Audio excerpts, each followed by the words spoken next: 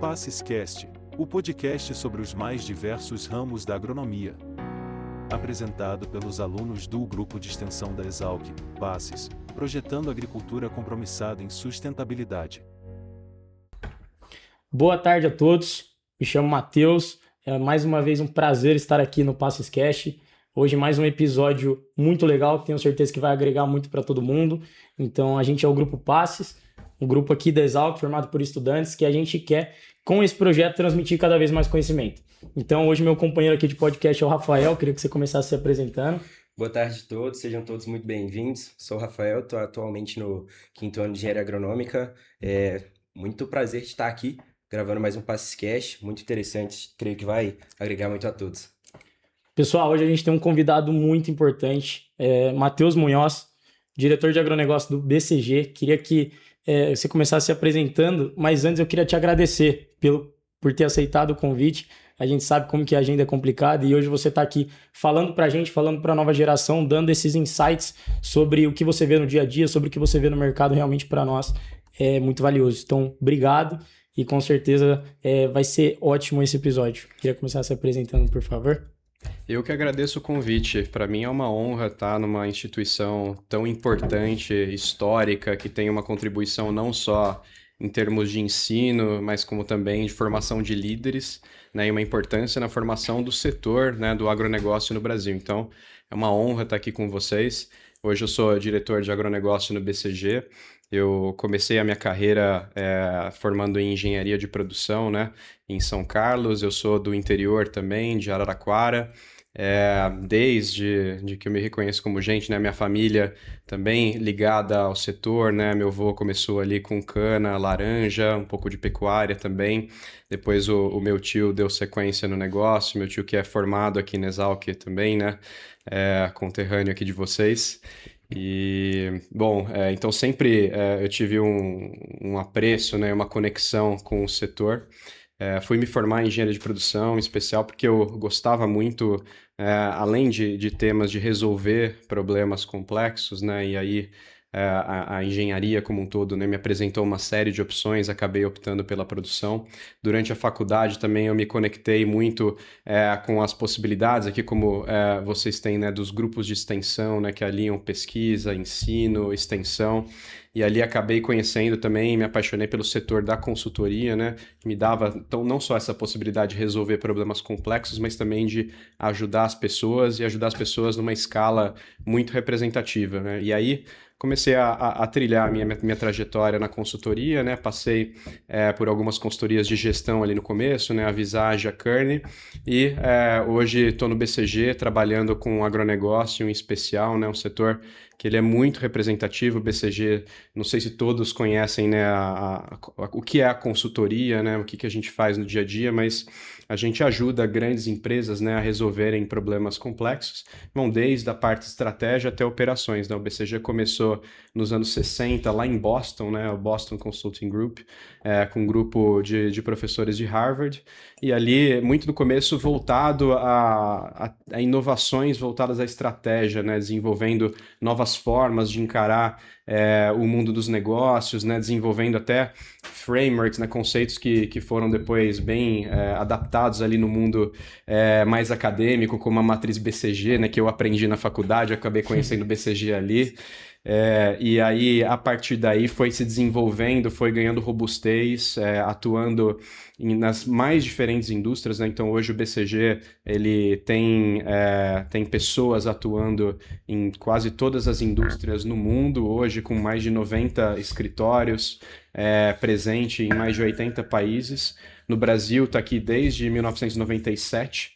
E hoje eu tenho a honra de fazer parte desse grupo e no Brasil, naturalmente, para uma empresa que trabalha com todos os temas e setores, o agronegócio, representando 1/4 da nossa economia, é uma das vertentes mais importantes que a gente tem aqui, né? Então, desde então, tenho trabalhado aqui com o tema. Isso é interessante, a gente vê essa polivalência que o negócio pode ter. E tratando de consultoria estratégica e tantas coisas que vocês fazem, tem uma pergunta muito boa. O que é a aplicação da consultoria estratégica na prática, assim?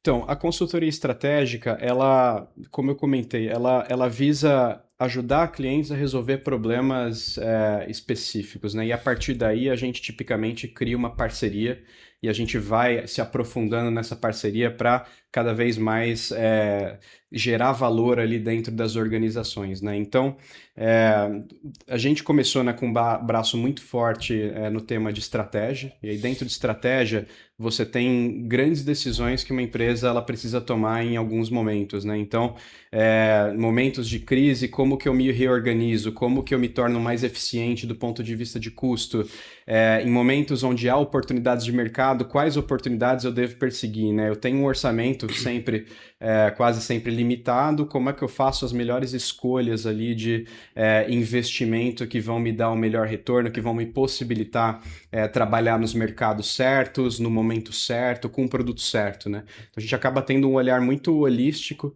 dentro das organizações e ajudando eles com os problemas de naturezas mais diferentes possíveis, desde de ajudar na implementação específica de soluções ali na ponta de uma operação específica, no contato com o consumidor, até uma parte mais estratégica de estou no negócio certo, no momento certo, o que eu devo fazer, né? Sim. Perfeito, Matheus. Eu queria que você trouxesse para a gente qual a sua visão e a visão da consultoria em relação ao agronegócio hoje. A gente vê margens muito apertadas, a gente vê juros muito altos, só que ao mesmo tempo a gente sempre fala de recordes de produtividade, de recordes em produção. Então eu queria saber como a consultoria está avaliando esse atual cenário, se realmente a gente está vivendo um tempo de crise, igual você comentou, e qual que é a saída para isso atualmente. Vamos lá. De fato, existe uma dicotomia aqui entre produtividade e rentabilidade, né? As duas coisas, elas podem coexistir, às vezes não coexistem, né? Uhum. Então, de fato, assim, se a gente pega a produtividade, o potencial produtivo do Brasil, ele é muito relevante, né? O Brasil, dentro dos fatores de produção, ele tem quase todos, né? Então, tem o clima, tem a tecnologia, tem a terra, tem o produtor que é o empreendedor que leva tudo isso para frente, né? Então, mais de 5 milhões de produtores no Brasil que hoje carregam esse setor.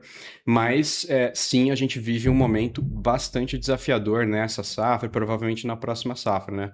É um problema que ele parte dos custos, né? Primeiro. Então, você tem custos muito altos, você tem uma disrupção no sistema e hoje, por exemplo, a crise no Estreito de Hormuz mostrou para a gente o quanto a gente é dependente ainda, né, de combustíveis fósseis e também dos fertilizantes que compõem uma boa parte de custos aqui na produção de grãos.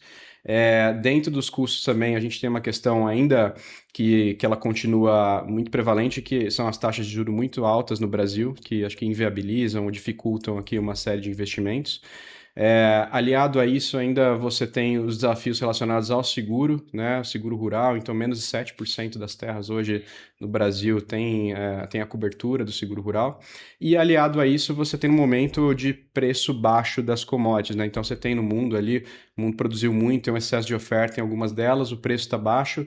Preço baixo junto com os custos altos em um ambiente de juros, muitas vezes ali uma dívida de custo de 19%, 20% produtor, o agronegócio não aguenta taxas nessa linha, então as margens muito comprimidas.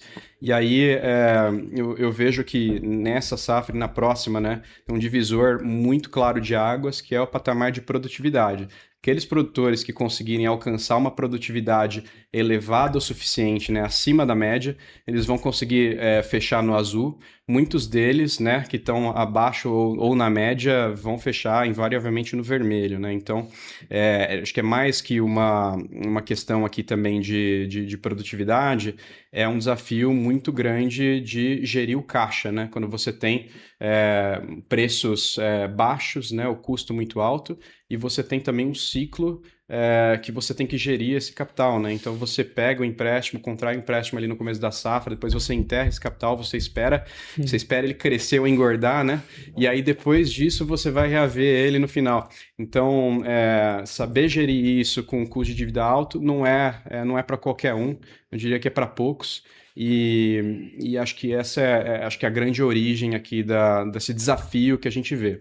Acho que indo adiante, tem alguns pontos importantes que eu acho que o Brasil como um todo ele pode se organizar. Eu acho que um deles aqui para o produtor é de fato essa questão do seguro. Eu acho que ajudaria muito aqui no Brasil quando a gente tivesse uma política de seguro mais abrangente, que pudesse ajudar os produtores aqui, né? O banco já dá o crédito, poderia dar o crédito aliado ao seguro. Acho que para complementar, isso seria uma política de renda, né, para estabilizar. Além disso, acho que tem também o complemento aqui para aumentar ainda mais a competitividade do Brasil. Acho que as questões relacionadas à logística, o desenvolvimento logístico do Brasil. Então, por mais que a produtividade possa crescer, você tem que saber como e quando escoar, né? Então, você ter um avanço ali no desenvolvimento de armazenagem, no desenvolvimento logístico, pode ajudar o Brasil estrategicamente também a se posicionar melhor, ganhar competitividade, poder acertar o timing de quando fazer essa exportação. E por fim também, acho que negociações comerciais, né? Então, quanto mais abertura de mercados a gente conseguir trabalhar, para quanto mais mercados a gente conseguir servir, você tem uma maior flexibilidade aqui, poder de negociação e influência para poder gerar mais estabilidade dentro do setor, né? E aí, do lado produtor, acho que especialmente aqui tem a questão da tecnologia e, aliada à tecnologia, a questão da sustentabilidade, né? O Brasil é um dos poucos países do mundo, né, se não o único, que consegue aliar muito bem a tecnologia com a sustentabilidade em escala. Então, isso partiu de um desenvolvimento desde os anos 70 ali com a criação da Embrapa, né, o investimento, abertura de terras, onde não se plantava nada, para hoje é uma potência muito grande, né? Então, quanto mais a gente conseguir avançar nessa direção de investir em mais tecnologia, mais práticas que vão aumentar a resiliência dos sistemas, melhor, né? Isso aí, eu acho que a gente consegue ver nesse cenário, principalmente dos juros, e até quando a contração de dívida ela não vem de forma ativa. Muito produtor entrando em RJ, às vezes, para conseguir se pagar tendo de arrendar a terra, a gente consegue deduzir que fazer a média já não é mais suficiente. A gente tem de estar um pouquinho acima dela para conseguir realmente lucrar.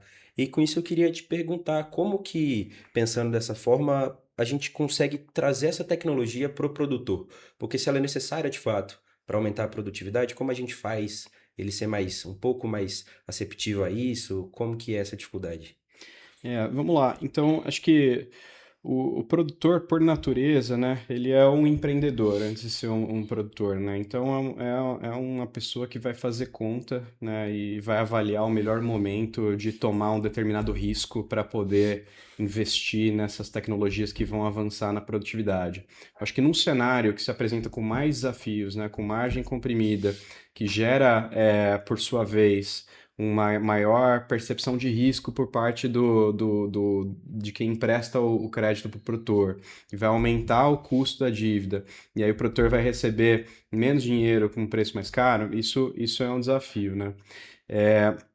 Por outro lado, você tem algumas tecnologias, né, algumas soluções que não necessariamente envolvem, né, um custo muito alto, um investimento muito alto, mas que o produtor pode, aos poucos, adotar isso para cada vez mais criar uma resiliência nos sistemas. Eu acho que tem dois movimentos grandes que acontecem hoje que vão nessa direção.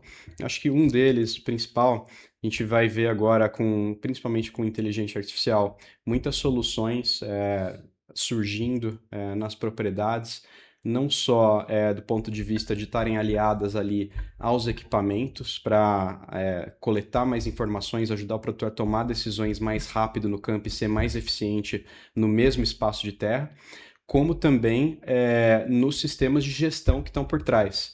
Eu acho que quanto mais o produtor for aberto a essas novas tecnologias que vão surgir, eu acho que melhor vai ser nesse sentido, porque você vai ter muitas soluções surgindo que vão propiciar ganhos de eficiência, vão propiciar melhores decisões ali na ponta do produtor, desde assistentes que vão ali na ponta ampliar o trabalho de um agrônomo, até máquinas que vão conseguir fazer aplicações com maior precisão e, consequentemente, economizar mais na questão dos insumos. Tem muita coisa que deve surgir e deve se aliar e que deve ajudar nessa eficiência e não necessariamente vão imprimir aqui um gasto expressivo de investimento, né, que vão ajudar a tornar a atividade melhor. Com certeza. A gente ouve muito que o produtor que às vezes mais ganha dinheiro não é o que acerta o bingo da produtividade, é o que produz bem todos os anos. Então, acho que a consultoria ela faz muito isso, né, de manter os pés no chão e saber os riscos corretos a se tomar, né? E até uma coisa que a gente vê, Matheus, é que, querendo ou não, a gente mais novo aqui é a geração da tecnologia.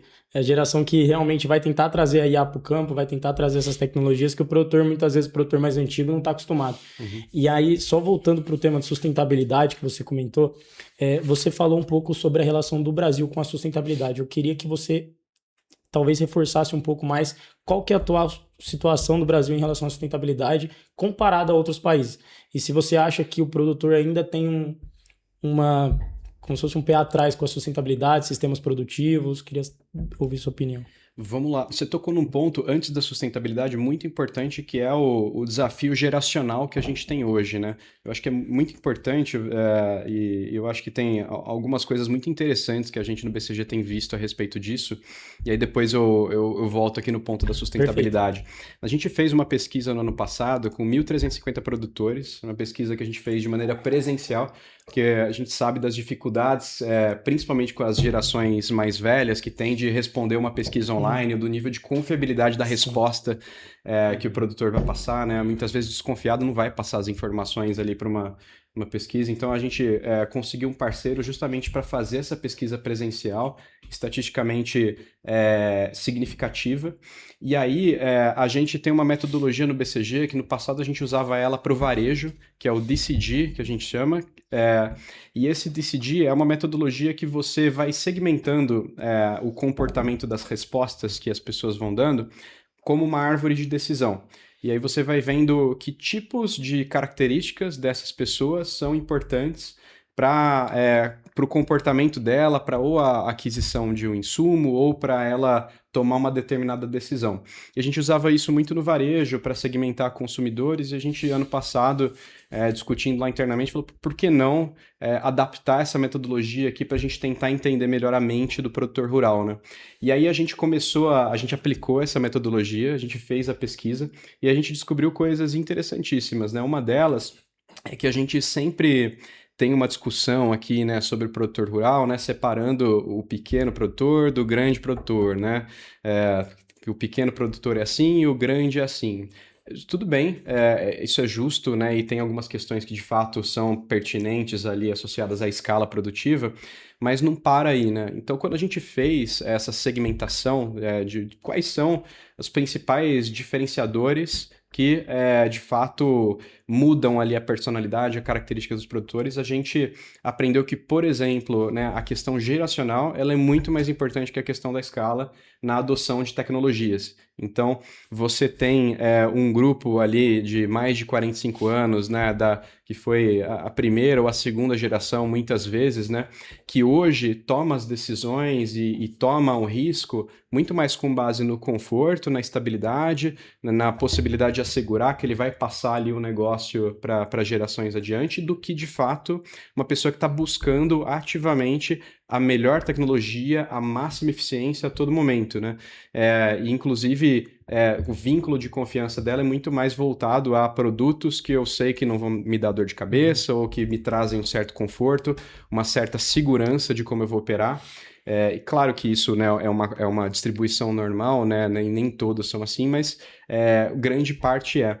E aí você vê uma geração mais nova que tem uma relação entre o risco e o retorno muito diferente dessa geração mais antiga, que busca adotar tecnologias antes de você esperar ela se consolidar e disseminar no mercado. Então, aposta, vê alguma coisa que parece interessante, confia, vai lá, investe. você tem uma relação também de querer crescer e de querer maximizar a eficiência do seu negócio para além dessa geração. E você tem também outras barreiras comportamentais, né? Tem uma questão também dos próprios valores, né? De produtores com um perfil mais expansionista, né? Que são produtores que colocam ali a questão de crescimento do seu negócio à frente de outras questões. E você tem produtores que valorizam mais a sustentabilidade do próprio negócio. Então, como que eu asseguro ali a manutenção do meu negócio, da sustentabilidade, daquela terra que eu sou o dono, né? Então, essas características são super interessantes, né? A gente, por meio da pesquisa, conseguiu ver e a gente ajuda muitos clientes com que a gente trabalha, né? Desde empresas brasileiras até empresas multinacionais que atuam aqui, a encarar, né, a segmentação dos clientes por meio dessa metodologia. Então, ir um pouco além de simplesmente eu vou fazer um produto voltado aqui para o pequeno, ou vou fazer uma colheitadeira assim assado para o grande produtor de soja irrigado do oeste da Bahia. Então, eu acho que deu um passo além em termos dessa personalização. O próximo passo que eu vejo agora é a hiperpersonalização. Então, cada vez mais a gente vai quebrar essa grande matriz de perfis de produtores rurais que a gente desenvolveu, que partem de 7 grandes perfis, e a gente vai começar a funilar para chegar no perfil do próprio produtor. Então, eu vou ter a matriz específica para o Matheus, vou ter a matriz específica para o produtor X. E aí, com base nos dados, né, que você tem disponíveis, né, de como esse produtor se comporta, em qual região ele está, o que é importante para ele na tomada de decisão, como que ele agiu no histórico das últimas safras, você vai ter cada vez mais ofertas e produtos personalizados para atender as necessidades de fato de cada um desses produtores. Acho que esse é um ponto. Agora, indo na questão da sustentabilidade, né, que eu acho que é um outro universo aqui e assim, muito importante também. Eu acho que primeiro é importante a gente partir do ponto de reconhecer, né, que a questão da sustentabilidade ela vai além simplesmente do discurso, é uma questão existencial humana. A gente pode discutir um pouco a severidade, como que isso vai se desenrolar nos próximos anos, mas fato as questões elas tendem a se agravar se a gente vê por todos os dados que estão disponíveis. O Brasil, por sua vez, né, ele parte de ativos ambientais e agroecológicos muito importantes, né? Então, primeiro, a gente tem uma matriz energética praticamente toda limpa, né? Mais de 85% da nossa matriz energética é limpa. Segundo, a gente produz alimento para o mundo e a gente produz energia para o mundo, né? Então, a gente não só tem a nossa matriz energética limpa, como a gente cada vez mais tem produzido energia e alimento. Então, segurança alimentar e segurança energética são duas pautas muito importantes que estão associadas à questão de maneira mais ampla das mudanças climáticas. E, por fim, você tem a questão da desigualdade. Então, como é que eu consigo também não só fazer com que a segurança alimentar e a segurança energética sejam proporcionadas para o mundo, mas acompanhar também com a população brasileira. Se você pega o próprio agro, o agro ele é bastante heterogêneo, né? Você tem 1% ali, mais ou menos 1% das propriedades que concentram 50% da área do Brasil, e você tem outros 99% de produtores que estão com outros 50% da área. Esses 99% dos produtores não têm o mesmo acesso à tecnologia e capital que o 1% tem. Então, por mais que o Brasil, né, jogue a Champions League aqui em termos de produtividade, tecnologia, e de fato joga, né, e de fato o agronegócio é um dos grandes orgulhos que a gente tem de exportação para o mundo, você também tem uma série de pequenos produtores que precisam, né, de apoio para conseguir evoluir e crescer na questão da produtividade. Então, eu acho que por meio de novas soluções, por meio de acho que muito trabalho ali nessas grandes vertentes que a gente tem, né, de ter uma política de renda, né, logística e novos acordos comerciais para a gente conseguir crescer o setor, acho que a gente vai conseguir desenvolver ainda muito mais isso, né? Eu acho isso daí é muito importante, principalmente quando a gente fala um pouco mais da exportação até. A gente vê o Brasil sendo líder para suprir essa segurança alimentar no mundo, mas mesmo assim a gente exportando com valor abaixo, a gente vê uma China querendo se distanciar e mesmo assim exigindo, por exemplo, teor de proteína mais alto na soja. Por que que o Brasil, mesmo sendo tão relevante, os países precisando tanto da gente anda tanto contra a parede assim? Essa é uma discussão bastante complexa, né? E ela é complexa porque você tem um próprio embate entre os países, né? Se a gente for olhar os últimos 20 anos, você teve uma certa deterioração do multilateralismo no mundo, né? Então você tem organizações como a ONU, como a FAO, né, que está dentro da ONU, a OMC, que tinham um papel ali de protagonismo para ditar a direção do mundo, ditar regras, e hoje você tem um mundo que está numa configuração muito diferente do que estava anteriormente. E aí você tem os países competindo por recursos, competindo por produtividade, competindo para se industrializar e se desenvolver. E o Brasil tem que jogar esse jogo, né? E muitas vezes não é fácil. Então, hoje o Brasil, né? E acho que para caracterizar melhor essa discussão é importante também voltar onde o Brasil estava 50 anos atrás, né? Para reconhecer também que acho que o estágio em que a gente está, ele tem as suas valências também. Quando o Brasil começou a população começou a se urbanizar nos anos 50, nos anos 60, você teve um crescimento populacional muito expressivo, faltava alimento no Brasil, e o Brasil importava mais de 30% dos alimentos para sua própria população.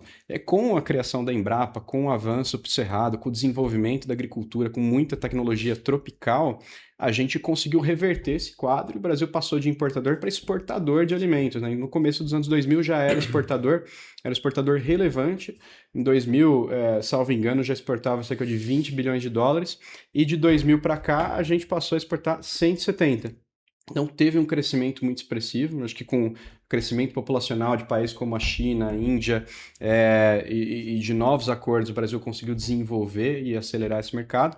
Agora tem uma questão também que é como eu continuo avançando na cadeia e como que eu gero valor, agrego valor às minhas commodities que eu tenho, né? Então, vem cá, eu vou exportar a soja para você, mas vai comprar o farelo também, vai comprar proteína. Eu acho que precisa ter cada vez mais essa negociação para ver como que a gente consegue avançar em termos de agregação de valor para a gente exportar cada vez mais e ser mais protagonista. Não é uma tarefa fácil. Se você vê a questão das tarifas, elas escalam conforme a agregação de valor que você tem na cadeia. Então, por exemplo, hoje para exportar café em grãos eu não tenho tarifa, mas se eu exporto café solúvel, torrado, moído, eu já tenho uma questão tarifária para endereçar. Então, porque os outros países, no direito deles, estão também se protegendo, né? Mas é uma discussão que precisa ter, que eu acho que a próxima fronteira aqui de agregação de valor e desenvolvimento passa pela industrialização. E a gente já vê movimentos, tanto no Mato Grosso quanto no oeste da Bahia, cada vez mais a industrialização, né, agregando valor à produção de soja, de milho, e também aqui no Sudeste. E acho que aliado a isso, né, aliado ao desenvolvimento logístico, passa também por você buscar desenvolver esses mercados e buscar exportar esses produtos de maior valor agregado, né? Perfeito, Matheus. É muito legal saber essa relação que realmente a gente vê o Brasil sempre no topo das cadeias, mas a gente sempre vê essa dificuldade em agregar valor. E aí, pensando nisso, eu queria saber como você vê, principalmente a gente fala de um ano de eleição, um ano de muita instabilidade, como você vê o agro no futuro? Se você acha que a próxima revolução no Brasil é antes da porteira, dentro da porteira, igual a gente comentou, de cada vez produzir mais, ou é cada vez mais abrir fronteiras e explorar esse fora da porteira, o pós? Boa. Eu acredito que a gente vai ter uma revolução tanto da porteira para dentro quanto da porteira para fora. Eu acho que olhando o Brasil do futuro, da porteira para dentro, a gente demonstrou nos últimos anos que a gente consegue desenvolver uma tecnologia tropical adaptada ao nosso clima, produzir em muitas cadeias, né? A gente fala de um agronegócio no Brasil, mas o Brasil são vários agronegócios, né? São várias cadeias, diferentes produtores. Está falando desde o produtor de uva da Serra Gaúcha, ao produtor de café do Cerrado Mineiro, ao produtor de grãos altamente sofisticado de Luiz Eduardo Magalhães, por exemplo. Então, eu acho que tem muito ainda que vai ser feito, né, com investimento de pesquisa, né, novas sementes, cultivares. Acho que a questão também de você cada vez mais ter uma eficiência na aplicação de insumos, equipamentos, sistemas de gestão que vão permitir você plantar no momento certo, colher no momento certo, fazer todo o manejo com o máximo de zelo possível. Então, isso tudo tende a entregar mais produtividade ainda. Acho que os números mostram isso, né? O Brasil dá salto sempre de produtividade quando a gente olha histórico acima dos outros países, né? Se a gente pegar também desde os anos 90 para cá, né, nos últimos 35 anos, soja, por exemplo, que vocês conhecem bem, né? A área plantada cresceu menos de 120%, enquanto a produção de soja cresceu mais de 500%, né? Um ganho de quase 5 vezes, né? Na boca do jacaré, comparando a produção com a área.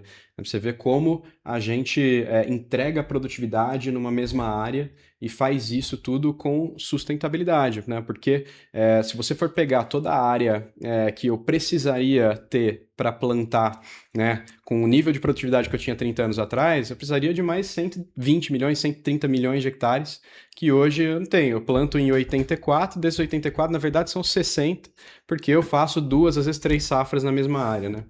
E acho que tudo isso representa bem o que dá para ser, o que pode ser da porteira para dentro. Da porteira para fora, acho que passa um pouco pelos aqueles temas que a gente estava conversando, né? Eu acho que tem uma oportunidade muito grande de cada vez mais se sofisticar em termos, né, da questão de armazenagem e logística.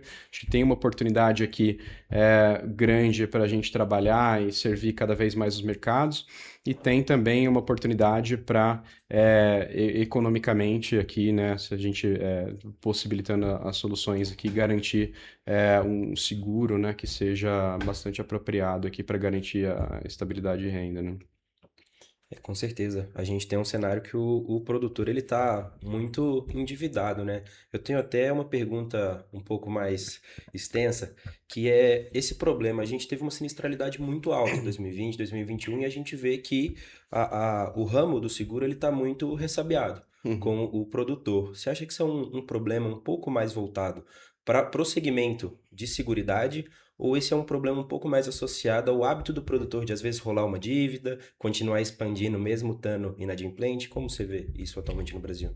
O problema ele veio se agravando, né, de safra para safra, né, porque não foi simplesmente uma quebra de safra, né, ou uma enchente, né, mas você teve uma série de problemas que foram se amontoando nos últimos anos que foram trazendo uma grande dificuldade para o setor.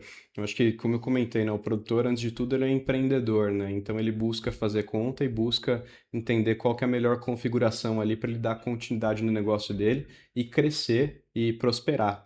Então, é uma questão que eu acho que para além também só do setor de seguros, a gente, acho que como setor, né, acho que indústria, bancos, seguros, entender como que é a melhor configuração possível, né, que pode dar para o produtor, né, dentro das configurações, né, que deixem ele de um lado segurado, né, para poder investir cada vez mais, porque uma vez que você tem segurança e previsibilidade, naturalmente você vai ter um maior apetite por tecnologias que são mais produtivas, que entregam uma maior produção. Então, eu acho que passa por entender um pouco dessa ótica e criar as condições certas para que o produtor possa prosperar e possa se sentir incentivado a investir cada vez mais com essa segurança, né?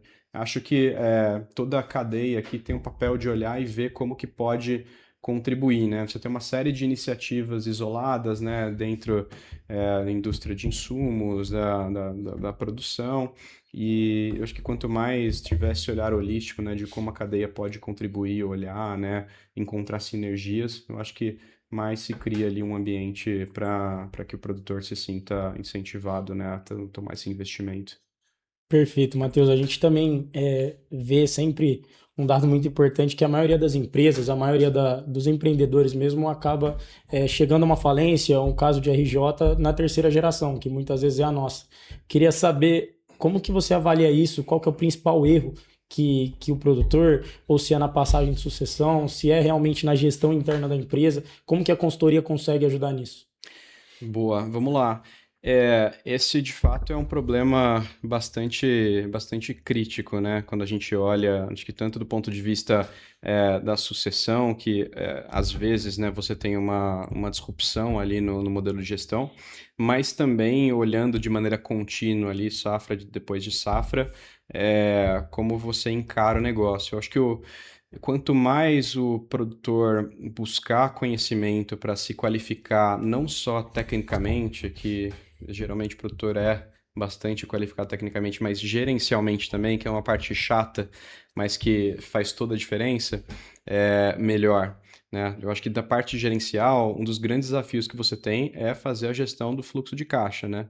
Você planta no ano, vai colher bem depois, dentro de todo esse período que você tem o seu capital enterrado, uma série de coisas pode acontecer, você tem riscos, você tem dentro da própria propriedade questões inerentes, então você tem que olhar para tudo isso, né, e saber a hora certa de investir, não dar um passo maior que a perna, entender o seu negócio como um negócio e não, às vezes, a pessoa física ali fundida num CNPJ.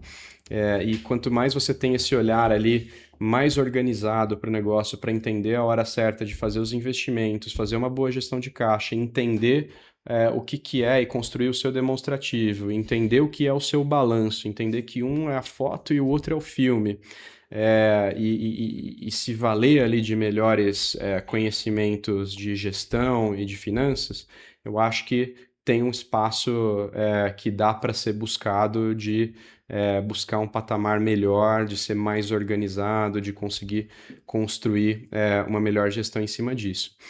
Aliado a isso, a questão de sucessão também ela é bastante importante. Hoje você tem um desafio até de trazer o jovem para dentro da propriedade, né? O jovem não é bobo também, né? Ele faz conta, ele busca o que está dando dinheiro, onde vai dar a melhor oportunidade para ele, né?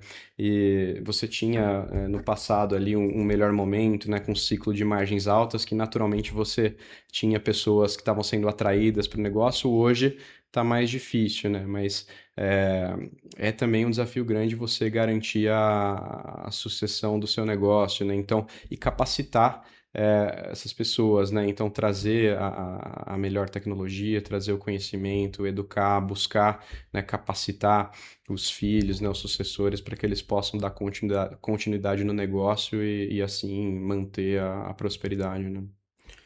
A gente vê que conforme o tempo vai passando, estratifica isso. No passado, o produtor ele era o gerente, o que ia no banco, ele era o que fazia tudo.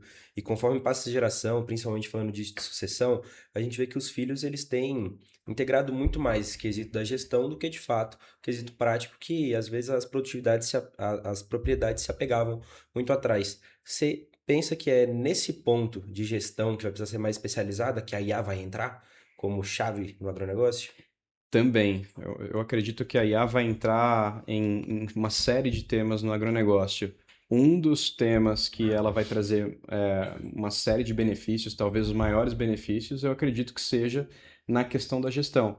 Justamente por ajudar o produtor com todo o processo que antes era uma burocracia e muitas vezes era tocar de lado, a você ter isso muito mais organizado e de uma maneira que você consiga tomar boas decisões, né? Você ter decisões acionáveis e quase que instantaneamente. Seja você se comparando com os seus vizinhos, seja você se comparando, né, em termos de custos com a sua região, seja entendendo onde que estão os gargalos de produtividade ou na gestão de custos que você pode endereçar e melhorar no seu negócio. Agora, a questão da inteligência artificial, é bom até a gente colocar um panorama um pouco mais amplo aqui, né? Porque acho que é o grande tema do momento agora. Todo mundo fala de inteligência artificial e até uma certa hype aí em cima desse assunto, né? Mas como que eu encaro essa questão, né? Eu acho que primeiro, de fato, ela é muito estratégica. Por quê? Se a gente pega o histórico da humanidade, a gente teve, volta 70 mil anos atrás, a gente teve a primeira revolução da humanidade, foi a revolução cognitiva, né? A gente aprendeu a se comunicar de maneira complexa, desenvolveu o uso das linguagens e, consequentemente, a gente criou padrões culturais. Depois disso, avança alguns milhares de anos para frente, a gente teve a segunda grande revolução, que foi a revolução agrícola, né? A gente parou de migrar de um lugar para outro, caçar, ser extrativista, para desenvolver a atividade do agronegócio, que permitiu a gente ficar, se estabelecer, né? Fazer o desenvolvimento de pequenas comunidades e aí, com isso, também desenvolver o cultivo, né, de uma série de espécies. Aí, depois disso, mais uma série de milhões de anos, foi a Revolução Industrial, né? Que com o uso do carvão, máquina a vapor, a gente conseguiu mudar completamente o patamar de produção que a gente tinha até então, né? E aí causou uma grande disrupção nas relações do homem com o trabalho. E aí a última que a gente teve foi ali no final dos anos 90, começo dos anos 2000, que foi a Revolução Digital, né, com a democratização do acesso ao computador, que é um negócio super grande ali, né, totalmente desengonçado, e passou a ser uma máquina na casa de cada um, que todo mundo podia usar, todo mundo podia acessar informação, todo mundo começou a se conectar por meio das redes sociais, a gente criou uma economia completamente diferente da que a gente tinha. Eu acredito que a inteligência artificial vai trazer agora a quinta grande revolução da história da humanidade, porque, de fato, a maneira como a gente integra a tecnologia que está disposta e que ficou disseminada e pulverizada numa série de indústrias, numa série de data centers, por meio, né, desde essa revolução industrial, agora isso tudo está convergindo dentro dos mesmos modelos de uma maneira coerente, que você organiza essa informação de uma maneira muito rápida e você consegue ter acesso a informações organizadas de uma maneira que você não tinha antes. Agora, por isso que eu acho que ela é importante. Agora, tem dois pontos que eu também acho muito relevantes e a gente sempre reforça ele quando trabalha com os nossos clientes lá no BCG, que é, primeiro, a inteligência artificial ela deve ser encarada como uma ferramenta, né, um meio, e não um fim, né? A gente recebe uma série de pedidos falando, vamos colocar a inteligência artificial aqui, vamos fazer uma IA, mas qual que é o propósito? O que você quer tirar dali, né? Qual que é a sua meta? Que problema que você quer resolver? E aí, muitas vezes, você acaba querendo juntar vários dados, vários sistemas e cria um grande amontoado, mas que ele não resolve nada, né? Ele não tem uma finalidade. Então, o primeiro ponto é entender que ela não é a finalidade per se, né? Você tem que ter uma finalidade clara, você tem que ter uma estratégia, você tem que saber onde você quer chegar, e aí sim a ferramenta, a inteligência artificial vai ser uma ferramenta muito importante e muito interessante para você conseguir chegar nos seus objetivos muito mais rapidamente do que antes. O segundo ponto é a questão de pessoas e processos. A gente sempre fala que existe uma relação 10, 20, 70, né? 10% é o algoritmo, eu desenvolver os agentes, né? Eu fazer a escolha do modelo de LLM, eu tomar decisões ali de arquitetura sobre, né, que tipo de agente eu vou usar, que tipo de lógica eu vou usar. Aí depois 20% é de fato a tecnologia imbuída ali, a infraestrutura, os dados, porque sem eu ter dados de qualidade, né, sem eu ter informação organizada de qualidade, o agente não vai retornar nada, né? E eu tenho que ter tudo isso muito bem estabelecido ali dentro de uma estrutura lógica, uma infraestrutura robusta, né, os dados organizados, tratados e tudo mais. Só que aí 70% que falta são pessoas e processos. Então, eu preciso capacitar as pessoas para usar efetivamente essas soluções, eu preciso instruir e fazer com que essas pessoas mergulhem nesse novo mundo da inteligência artificial, sejam capacitadas, né? Até do ponto de vista, por exemplo, quando a gente vai usar o GPT, se você não faz um prompt bem feito, né, você traz os objetivos que você quer tirar, o contexto, o formato que você quer receber a informação, as delimitações, as restrições que você tem, ele vai te dar uma resposta genérica, né? Então aí as pessoas vão falar assim, mas essa solução é muito genérica, mas as pessoas não estão capacitadas para usar efetivamente, adequadamente aquela tecnologia que a gente tem, né?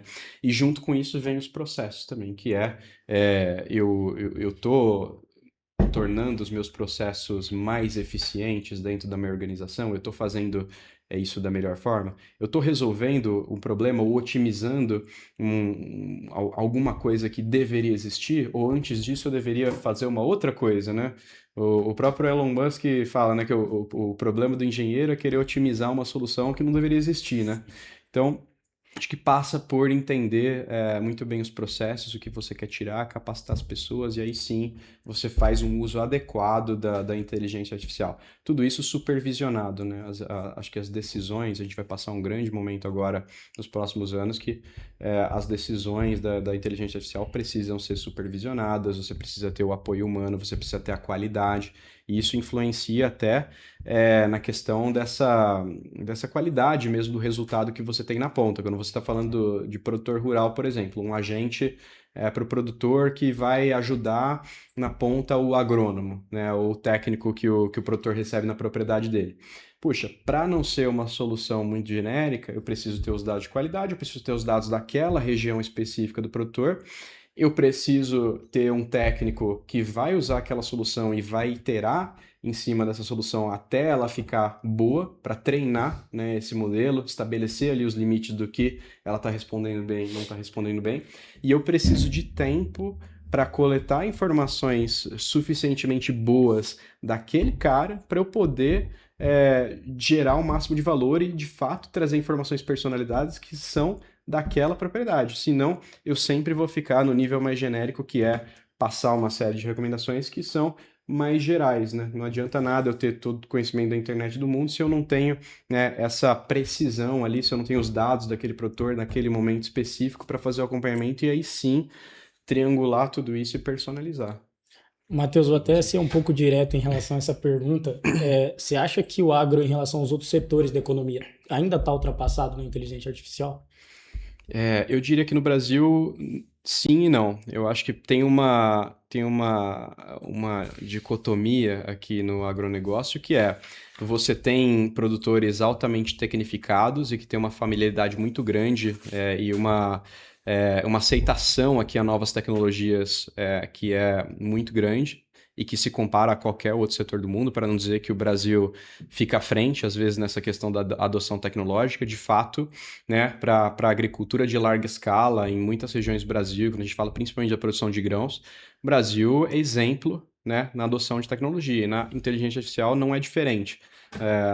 Tenho falado com muitos grandes produtores, são familiarizados, usam o cloud, usam modelos complexos ali, usam soluções que têm a inteligência artificial por trás e são bem familiarizados com elas. E também você tem toda a cauda longa aqui de pequenos produtores que não têm o mesmo acesso e que estão um passo atrás. Então eu diria que existem produtores no Brasil que estão em diferentes momentos. Eu diria que a indústria, assim como outras indústrias aqui, também está se adaptando e está buscando absorver, entender todo o potencial que a inteligência artificial pode trazer, como que ela materializa valor, como que ela pode tornar os processos produtivos mais eficientes, como que eu consigo fazer um melhor dimensionamento da minha capacidade produtiva, como eu consigo fazer escolhas de espécies na ponta ou na produção de frango, como que eu consigo categorizar e tornar mais produtivo. Então, eu acho que o mundo inteiro está numa curva agora, num ponto de inflexão, eu diria, de aprender como usar a inteligência artificial adequadamente e como maximizar o uso dela. Eu acho que para o agro não ficar para trás, quanto mais experimentar agora, quanto mais estiver aberto, né, a fazer testes, usar soluções que são imbuídas dessa nova tecnologia, melhor. E aí, eu tenho uma pergunta que é até bacana pra gente daqui, pra quem tá nos vendo, que é pra gente que tá saindo agora para o mercado de trabalho, que tá complicado, e pra gente que às vezes vai ter muito contato com uma área mais técnica. Qual que é a nossa responsabilidade? Qual que é o nosso dever de saber na inteligência artificial? Se é de fato eu dominar uma tecnologia muito a fundo, se é eu saber o processo que eu vou utilizar ela, porque isso é uma questão, assim, formar profissionais mais qualificados na tecnologia de ponta que a gente tem hoje. 100%. Quando eu estava na faculdade, a grande coisa do momento era usar o VBA, né? Saber programar ali dentro do Excel, desenvolver ferramentas, e eu fiquei super engajado nisso, fui buscar, preciso fazer curso, fui entender como funcionava. No meu primeiro estágio, eu fui lá desenvolver soluções que usavam, né, o VBA por trás. A gente fez um modelo ali de gestão de estoque MRO para uma empresa grande de papel e celulose. E agora, né, a gente nem se fala mais do VBA, né? Agora você tem outras tecnologias, outras ferramentas à disposição. E aí, para isso, eu digo que é mais importante do que você focar em uma tecnologia, uma solução, você tá aberto a você absorver tudo que vem de novo e aprender rapidamente, saber usar essas ferramentas dentro de um portfólio de ferramentas para você se tornar um profissional mais completo e mais ágil. No momento que você tem essas ferramentas do seu portfólio, você consegue acionar elas, tirar do bolso a qualquer momento, usar e resolver os problemas. Agora, para isso também tem a responsabilidade no uso. Agora que não é simplesmente você fazer uma programação, você elaborar uma ferramenta, um documento por conta própria, né? Você conta com a tecnologia fazendo muitos desses passos por você, a responsabilidade de assumir o resultado que sai dessa ferramenta é fundamental, né? Eu acho que essa é a grande mudança de perspectiva que eu diria para quem principalmente está na faculdade agora ou está buscando, né, fazendo os primeiros estágios, não deixar de lado, não terceirizar a responsabilidade simplesmente para a ferramenta, né? Assumir os resultados da ferramenta, porque assumindo os resultados da ferramenta, você não perde o ponto que eu considero mais fundamental, que é a capacidade crítica, né? E a capacidade crítica, ela não vai deixar de existir, né? Eu acho muito difícil a gente, daqui a 10, 15 anos, estar num mundo que não tem agrônomo ou que não tem o consultor. Embora muita gente fale, né, que vai mudar muita coisa. Eu acho que vai mudar muita coisa, mas eu acho que o fator humano vai continuar e deve continuar existindo. E aí, dentro do fator humano, é você, de um lado, assumir a responsabilidade, do outro, não terceirizar a parte mais importante do processo todo, que é o raciocínio crítico, né? Que problema que eu estou resolvendo, como eu estou resolvendo, qual que é a solução que eu quero chegar. Então, e para isso é muito fácil, às vezes, a gente usar, né, a IA agora de muleta para a gente, né, fazer um trabalho e fazer uma apresentação do começo ao fim e nem olhar o resultado que está ali, né? E se a gente faz isso, a gente deixa de exercitar o principal músculo que a gente tem no nosso corpo, que é o cérebro, e que a gente precisa dele para a gente poder tomar boas decisões, né? E os gestores, os tomadores de decisão, eles vão continuar existindo em todo o mercado. O agrônomo vai continuar existindo. O que vai ter agora é uma ferramenta que ajuda o trabalho dele, agiliza algumas contas, processos manuais que ele fazia antes, que ele não vai precisar necessariamente fazer, mas assim, reconhecer se o resultado está direcionalmente correto, saber se aquela solução efetivamente faz sentido ou não, isso não vai deixar de existir.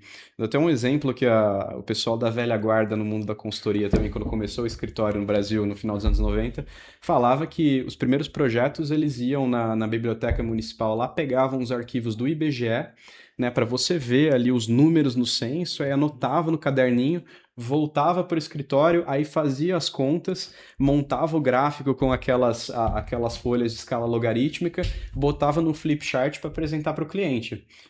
Puxa, agora, mil maravilhas, a gente não precisa mais fazer isso, mas o processo intelectual, né, de buscar a informação certa, direcionar para o problema certo que eu quero resolver e, de fato, ser dono daquela recomendação que você está dando, isso não vai mudar nunca, né? Por mais que a tecnologia evolua.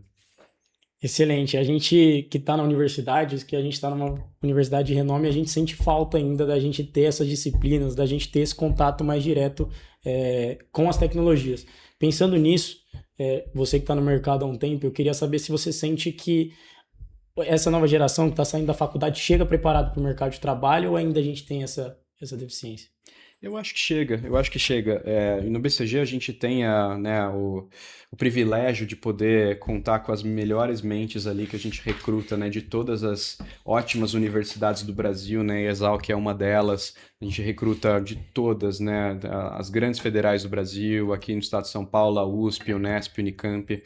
E assim, eu continuo me surpreendendo com a qualidade dos profissionais que a gente recebe, que a gente encontra. Eu acho que, para além simplesmente de uma formação de base, eu enxergo que tem um perfil claro nessas pessoas que conseguem dar os primeiros passos ali na carreira e ter sucesso nesses primeiros passos, que é, além dessa formação técnica de qualidade, né, que todos vocês têm, é também encarar um pouco, né, acho que a relação no mercado de trabalho e a busca por conhecimento, uma questão de personalidade. Então, eu estou buscando me desenvolver, eu estou buscando todo o conhecimento à disposição, eu estou exercitando o meu raciocínio crítico e não estou deixando simplesmente, né, as soluções, as ferramentas que eu tenho hoje em dia resolver todos os problemas por mim, né? Então, eu vejo que, assim, essas pessoas que têm sucesso, elas têm muito dessa característica, né? Elas são donas daqueles problemas que elas querem resolver, elas são muito empreendedoras também, quando recebem ali uma atividade, geralmente ali no começo da carreira você vai trabalhar com alguns módulos específicos de um projeto, né? Elas se sentem muito donas daquilo e vão a fundo para tentar entender como resolver aquele problema, como entregar a melhor solução. E também elas, por meio, né, desse raciocínio crítico, elas têm uma visão um pouco mais ampla dos problemas que precisam resolver. Um problema sempre que eu vejo também algumas pessoas quando você vai receber uma atividade, tinha alguns colegas assim meus quando eu entrei também na consultoria, você fica na ansiedade ali de querer resolver exatamente o problema que te dão. Mas se você tem uma visão mais ampla de qual que é o projeto, qual que é o cliente que a gente está ajudando, qual que é o contexto desse cliente na indústria, qual que é o contexto dessa indústria no Brasil e no cenário global, você tem uma visão mais refinada de fato para buscar resolver efetivamente o problema que quer ser resolvido e não simplesmente executar a tarefa que foi pedida para você. E aí essa capacidade de raciocínio crítico que eu acho que faz muita diferença. Como que eu busco isso? Puxa, acho que um lado eu já mencionei que é não terceirizar todo o seu raciocínio para ferramentas de inteligência artificial. O outro é buscar leitura, buscar conhecimento, buscar conversar com o máximo de pessoas possível. Eu acho que o podcast de vocês aqui é um ótimo exemplo, né? Vocês promovem o debate de uma série de temas muito caros aqui, é um setor que é estratégico para o Brasil, trazem pessoas com formações diferentes, com experiências diferentes para compartilhar, e isso é fantástico. Eu acho que cada vez mais a gente buscar fazer iniciativas como o Passiscast aqui. Excelente, Matheus. Muito obrigado desde já. A gente está chegando ao final do nosso podcast. Mas antes eu queria fazer um bate-bola final com você, um jogo rápido.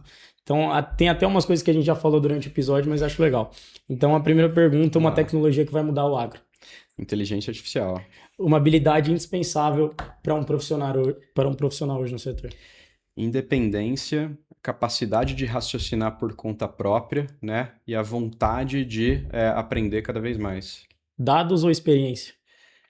Aqui tem que ser os dois. É difícil escolher um, porque... Sabe por quê? Porque os dados... Vou me alongar até um pouquinho mais do que o bate-bola, mas... Porque os dados sem a experiência, eles não têm valor, né?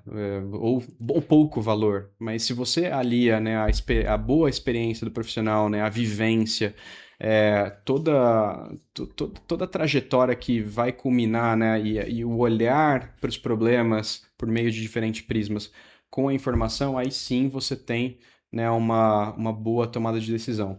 Da mesma forma, como também a experiência sem os dados, ela é limitada por natureza, né? Porque a sua experiência vai até onde a sua visão de campo vai. Então, quanto mais dados, mais informações você tem, ajudam você, com base na experiência que você carrega, a tomar uma boa decisão. Perfeito. Próxima pergunta, produzir mais ou capturar mais valor? Esse também tem que responder os dois aqui. E não é ficar em cima do muro, porque as duas coisas são muito importantes. Eu acho que o produtor ainda tem fronteiras muito importantes aqui para produzir cada vez mais e, consequentemente, também gerar valor dentro da propriedade, que, primeiro, eu acho que passam pela evolução da tecnologia tropical que a gente tem e vai continuar evoluindo, passa pelas novas fronteiras que a gente tem aqui, e não são apenas as fronteiras físicas que a gente tem, como, por exemplo, ainda no Mato Piba ou no Arco da Amazônia, como também, por exemplo, as terras degradadas que a gente tem no Brasil, que ainda são financeiramente e economicamente viáveis, mas por uma questão de cenários não vai ser a melhor escolha do custo de oportunidade que você tem, talvez, mas que em algum momento vão se apresentar como essa opção mais viável. Hoje, a gente publicou um estudo recentemente também sobre o Cerrado, a gente fala que tem mais de 32 milhões de hectares no Brasil com oportunidades econômicas de você fazer ou um manejo mais eficiente do seu pasto ou uma conversão do pasto para uma produção de grãos mais sustentável. E isso são só as áreas onde a conta para de pé, né? Porque o Brasil, se você pegar, tem mais de 100 milhões de hectares de pastagens degradadas. A gente foi ver aquelas que economicamente, tanto do ponto de vista também geológico e geográfico, né, tem um índice pluviométrico adequado, tem um terreno e uma topografia adequada, tem também uma qualidade de solo com aptidão para a lavoura. A gente fez toda a mistura dessas camadas e depois, propriedade a propriedade, a gente calculou o business case dessas propriedades e a gente viu, né, que tem mais de 32 milhões de hectares que se comportam dessa maneira. Um pedaço sem aptidão para lavoura, mas que dá para você fazer uma gestão muito mais eficiente de unidade de animal por hectare, comparados aos sistemas tradicionais que você tem hoje, e de um outro, aí sim a conversão para lavouras e áreas agrícolas que você tem uma oportunidade bastante interessante e que eu acredito que em algum momento elas vão se viabilizar. Passa por, acho que, tecnificação, passa por proporcionar assistência técnica e por dar crédito para os produtores para acessar isso. Do outro aumentar a agregação de valor, né, que é a segunda parte, que eu também acredito que é uma nova fronteira que a gente cada vez mais vai buscar explorar, que eu não só exportar o grão, mas exportar o produto final ou o produto intermediário no começo. Então, cada vez mais também, acho que produzir mais e produzir com mais valor, né? Perfeito. A próxima pergunta é uma oportunidade do agro brasileiro que você acha que a gente ainda não está aproveitando muito? Eu acho que eu diria duas, né? Eu acho que tem a tecnologia e tem a sustentabilidade, que a gente conversou bastante. Eu acho que do ponto de vista da tecnologia, a gente precisa estar muito abertos nesse momento agora para receber o tanto de tecnologia nova que vai surgir e como essas novas tecnologias vão mudar a realidade ali, tanto do ponto de vista de mecanização quanto de gestão da propriedade. Acho que se a gente vê as próximas feiras, os próximos anos, cada ano que passa sempre fico bastante surpreendido, mas eu acho que em especial o próximo ano vai trazer muitas surpresas nesse sentido.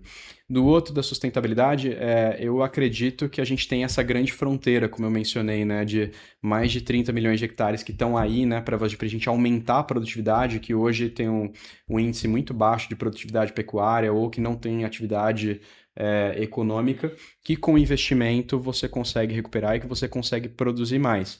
Claro, é um momento desafiador, tem uma barriga de custos que você precisa cobrir ali logo no começo, mas superada essa barriga você consegue entregar mais produtividade. Passa, né, por técnicas já conhecidas e amplamente adotadas como plantio direto, plantio de cobertura, passa também por cada vez mais você fazer um uso consciente com biológicos, ter mais tecnificação e, consequentemente, mais produtividade. Excelente. E uma última pergunta é como você enxerga o agro em 2040? Ainda mais surpreendente. Eu acredito que daqui a 15 anos, mais ou menos, a gente vai ter um agro que entrega cada vez mais tecnologia, tecnologia tropical, adaptada aqui à realidade dos produtores. Eu acredito que até lá a gente vai ter passado por boa parte dessa grande revolução que eu comentei, da quinta grande revolução que a gente tem na história da humanidade, e que os produtores vão estar muito mais conectados, com um histórico já relativamente grande de dados, informações precisas, com a inteligência artificial ajudando muito na gestão da produção. Eu acredito também com uma cadeia muito mais integrada e cada vez mais industrializada e agregando valor na ponta e servindo cada vez mais mercados, e não só servindo esses mercados, mas como servindo a população brasileira também, né? Tendo o alimento cada vez mais disponível, mais barato, de maneira mais eficiente, com que a gente possa ter uma qualidade de vida muito melhor. Matheus, queria te agradecer pela presença aqui. Com certeza você trouxe insights, trouxe experiências que para nós e para o público que está assistindo realmente é muito valioso mesmo. Então, muito obrigado. Queria agradecer o Rafael aí pelo episódio, pela parceria, deixar uma mensagem final também. Bom, queria agradecer também, tanto pela participação no primeiro podcast, quanto pela sua presença, Matheus. Como você falou, uma iniciativa muito bacana e ter um nome que nem o seu aqui pra gente é de muita importância, engrandece o projeto e, com certeza, o assunto que a gente tratou aqui, os assuntos, né, foram muito bacanas, vão ser de muita relevância aí pro público que assistir. Boa, eu que agradeço o convite de vocês, a participação aqui, Rafael, Matheus, um privilégio estar aqui com vocês novamente, né, numa instituição histórica que agrega tanto em termos de pesquisa, desenvolvimento, ensino, formação de lideranças como vocês aqui na nova geração que virá liderar aqui o agronegócio do Brasil. Então, para mim foi um prazer, contem comigo. Perfeito. Gente, muito obrigado a todos que assistiram. Sigam o Passo nas redes sociais. A gente vai deixar as redes sociais do Matheus aí também para vocês acessarem. Muito obrigado mesmo. Até o próximo episódio. Valeu! O Passes Cast é uma produção dos alunos do Passes em busca de uma agricultura mais sustentável.